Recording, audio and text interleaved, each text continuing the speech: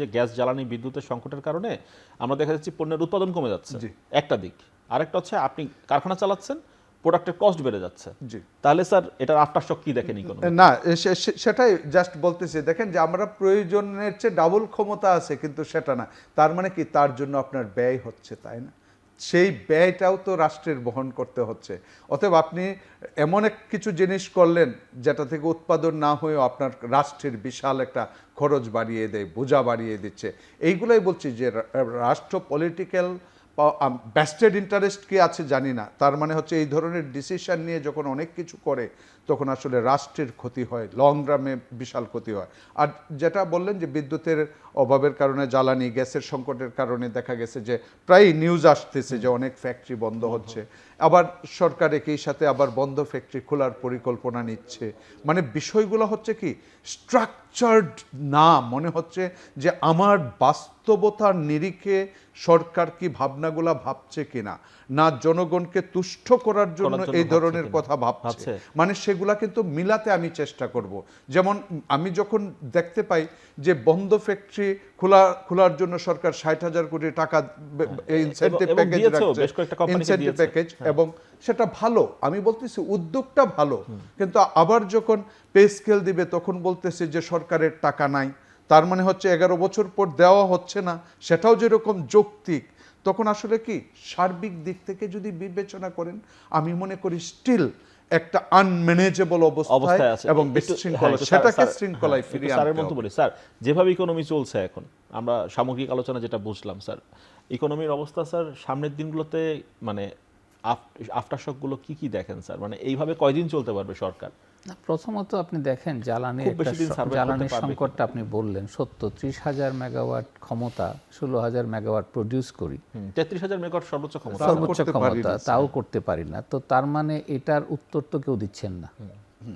আমি দেখেন আমাদের অসুবিধাটা কোথায়, এটার উত্তর দেওয়া উচিত যে কবে আমি এটা তৈরি। আমার তো জ্বালানি ছাড়াও আমার এক্সিস্টিং উৎপাদন ক্ষমতা বেশি আছে, আমি দিতে পারছি না, তার মানে আমার লাইন নাই। তো আপনি সেই দিকে খরচ করেন, কিন্তু সেই দিকে খরচ না করে আমি অন্যদিকে খরচ করি। আমার কাছে মনে হচ্ছে আমরা রাইটলি কথা বলছি না। আরেকটা জিনিস দেখেন, জ্বালানি আমদানি করে পৃথিবীর অধিকাংশ দেশ, সুতরাং আমদানি নির্ভর জ্বালানি এটা নিয়ে কথা বললে তাহলে তো পৃথিবীতে সব উৎপাদন সৌদি আরবে হতো। অতএব এদিকে না বলে চিন্তা করো, মানে আমরা ম্যানেজমেন্টের জায়গাটা আমি সেই আমাদের আমদানি নির্ভর ঠিক আছে, কিন্তু স্যার ম্যানেজমেন্ট, আমি তো প্রশ্নগুলো এই জন্যই বলছি যে আমরা ভুল জায়গায় প্রশ্ন করলে মনে হবে যে আমাদের কিছু করার দরকার নেই, তাহলে জাপান এত বড় কান্ট্রি হয় না।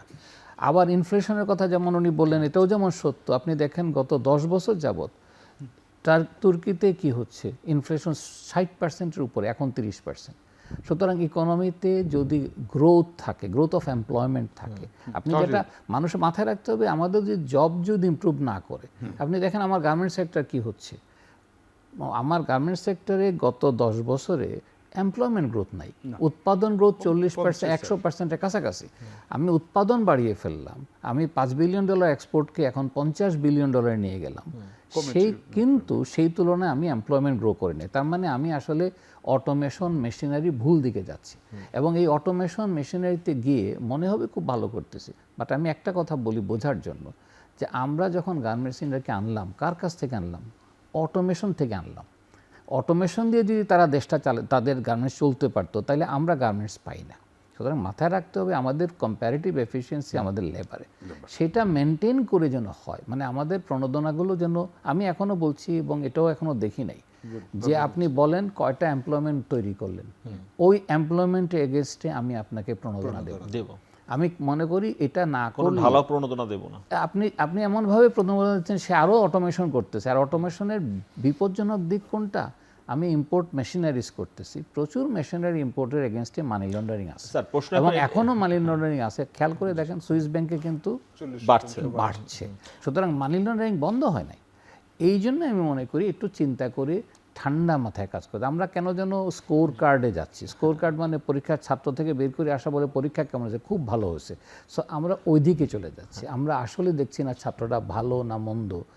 এই চিন্তাটা আসা উচিত। সাদাত স্যার, মানে মোটা দাগে আসলে আমাদের ইকোনমি নির্ভরশীল হচ্ছে এই যে রপ্তানি আয় $50 বিলিয়ন আশপাশে, এবার টার্গেট বোধহয় $60 বিলিয়ন কাছাকাছি।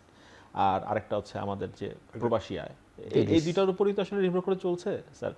রপ্তানি আয়টাও স্যার আমরা খুব বেশি সামনে বাড়াতে পারেনি, একটা নির্দিষ্ট জায়গায় ঘুরপাক খাচ্ছি, প্রবাসী আয় মোটামুটি এই দুইটা জায়গা ছাড়া স্যার আর সামনে ইকোনমিকে এগিয়ে নিয়ে যাওয়ার আর কি অবস্থা দেখেন? দেখেন চামড়া শিল্পটা কিন্তু বাংলাদেশের খুবই পটেনশিয়াল সেক্টর ছিল, স্যার, কিন্তু ছিল না, মানে আমরা এটাকে তো যদি পারলাম না এখনো এটাকে সার্বিকভাবে বিনিয়োগ সবকিছু চিন্তা করে করা যায় সেটা কিন্তু হিউজ পটেনশিয়াল। ইভেন লাস্ট বছরেও যদি দেখেন এক্সপোর্ট আর্নিংস দেখেন, সেটাও কিন্তু এটা একটু বাড়তির দিকে, যদিও টোটাল পরিমাণটা খুব কম, নেগলিজিবল, কিন্তু স্কোপ রয়েছে বাড়ার, ব্যবসা এক্সপানশন করার। আমরা সব সরকারের আমলে ওই পোশাক নির্ভর রপ্তানি খাতের মধ্যেই রয়ে গেছে স্যার। না দেখেন, ওষুধ শিল্পের কথা কি ভুলে যাবেন? বাংলাদেশে ওষুধ শিল্পটা সেলফ সাফিসিয়েন্ট। ইভেন আপনি যদি কান্ট্রি হিসাব করেন, পরিমাণটা কম, ওষুধ রপ্তানি করে দেশের সংখ্যা যদি ধরেন, সেটা গার্মেন্টসের সংখ্যার চেয়ে বেশি। তার মানে কি এই সেক্টরটাও আছে, কিন্তু বিষয়টা হচ্ছে যে আমরা আসলে ওই যে 2026-এর নভেম্বর যে আমরা গ্রাজুয়েশন করব কি করব না তার ডিসিশনের উপর, তারপরে আবার প্রাইস বেড়ে যেতে পারে, সেই জায়গাগুলোর কথা ভাবতে হবে এখন, যে আসলে এই শিল্পটারও একটা কিন্তু বড় ধরনের সুযোগ রয়েছে, সুযোগ আছে বাংলাদেশের, কিন্তু বিষয়টা হচ্ছে সার্বিকভাবে নির্ভর করে তো অনেক বিষয়ের উপরে। যে আমার দেশের স্যার যে কথাটা বললেন, দ্যাটস ট্রু, এবং আমার মনের সাথে মিলে গেছে। সেই জন্য কোনটা, যে আমার দেশের ব্যবসায়ীরাই আমার দেশে বিনিয়োগ না করে যদি অন্য দেশে বিনিয়োগ করে, তাহলে আমি বাইরের এদেরকে আনবো, সেই জায়গাটায় আমার এদের নিরাপত্তার জায়গাটা ভাবতে হবে। আমার দেশের বিনিয়োগকারীরাই বিনিয়োগ বাড়াচ্ছে না। আপনি যদি ক্রেডিট গ্রোথ দেখেন, সেটা 4.7 থাকছে, তাহলে আপনি কিভাবে বলেন? এবং গতকালকে আমি পত্রিকায় রিপোর্ট দিলাম, আমরা 18 বছর পিছনের সেই ধারাবাহিকতায় আছি। অতএব সেই জায়গায় ভাবতে হবে যে এটাকে আমরা কিভাবে ভালো করতে পারি, এবং এই প্রবৃদ্ধিটা, কারণ না হয় আপনি জিডিপি বলেন, আর স্যার যেটা বললেন কর্মসংস্থানের কথা, গ্রোথ এবং কর্মসংস্থান হোক, সেখানে মূল্যস্ফীতিটা মানুষ মেনে নেবে, কিন্তু বেকার হচ্ছে, প্রবৃদ্ধিও হচ্ছে না। এটা শুনে যাচ্ছি স্যার যে আমাদের কর্মসংস্থানবিহীন প্রবৃদ্ধির এক চক্রে, অনন্ত চক্রের মধ্যে রয়েছে। এই চক্র থেকে আমরা বের হয়ে আসতে চাই।